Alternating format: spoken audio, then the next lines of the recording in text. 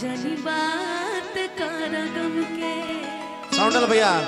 तेरे वोकल में डीले डाल दो, पीछे उठा दो वोकल आवाज डीले डाल के, सादा सादा लगता मुझे कि अब याद का दिया मेरा जब भूल गईला हम सॉरी हमारा के सब सैड सॉन्ग स्पेशलिस्ट बना दिए हैं एक दो साल में। खैर आई सोहर से शुरुआत कर जो ओकर बाद बहुत सारा ऐसा गीत बने जो गा के सुनावे।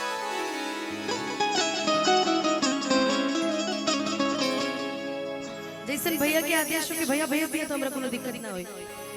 बोलावल ठीक ना लगी भैया कदा खुदे चलेंगे लोग ऐसा बात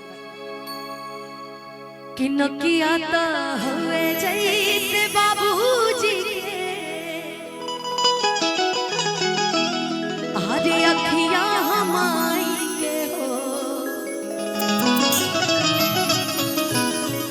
कि नकिया ता हुए जैसे बाबूजी हरी अखियां हमाई के हो हिलल ना मुहवा चलवा शुरू जहवा सगर हो जोर भइले हो हिलल ना मुहवा चलवा शुरू जहवा सगर हो जोर भइले हो जुग जुग जिया सुला लाना भवनवा के भाग जागल हो जुग जुग जिया सुला लाना भवनवा के भाग जागल हो लल लाल होई है गुलबा के दीपक मनवा में आस लागल हो लल लाल होई है गुलबा के दीपक मनवा में आस लागल हो।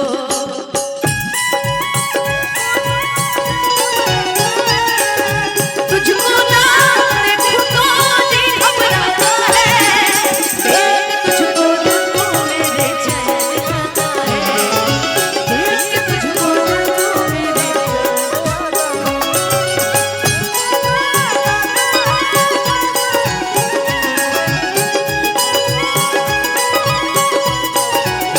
देख तुझको देखूं मेरे चैन जाता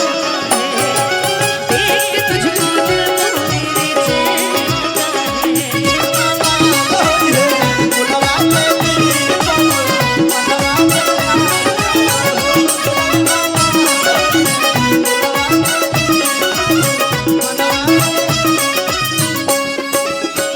आजू के दिनवा सुहावन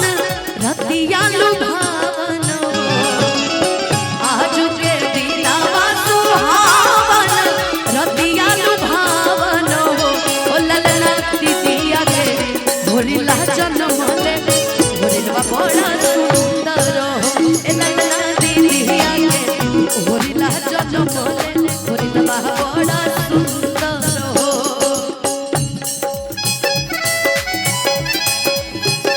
दिल को कहीं याद नहीं एक तेरे सिवा इन होठों में कोई नाम नहीं बन गया हूँ मैं तेरा दीवाना धीरे धीरे से दिल को चुराना तुमसे प्यार हमें है इतना जाने जाना तुमसे मिलकर तुमको है बताना ललना लाल होई है गुलबा के दीपक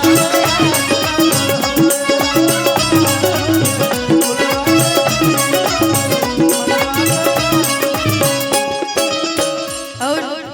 बड़ा खूबसूरत लाइन सासु सोहागिन बड़ भागिन अन धन लुटावेली हो सासु सोहागिन बड़ भागिन अन धन लुटावेली हो हिलल दुहरा बजला बधैया मनवा उठे सोहर हो हिलल दुहरा बजला बधैया मनवा उठे सोहर हो।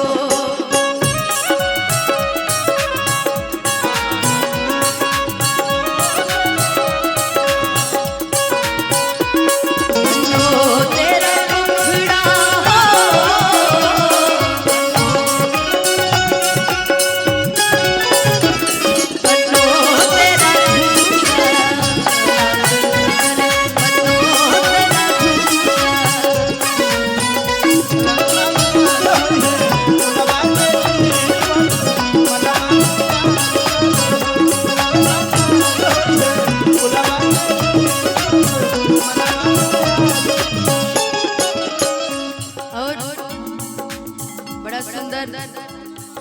इस सोहर के आखिरी लाइन नाची नाची गावेली बहिनिया ललन के खेलावेली हो नाची नाची गावेली बहिनिया ललन के खेलावेली हो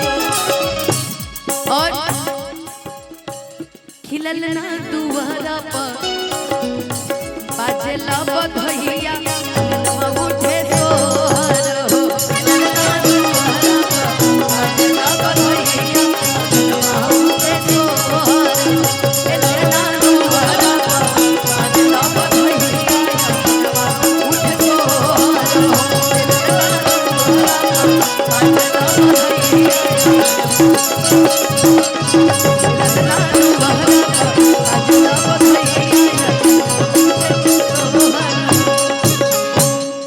हमरा के बता दी कि राहुल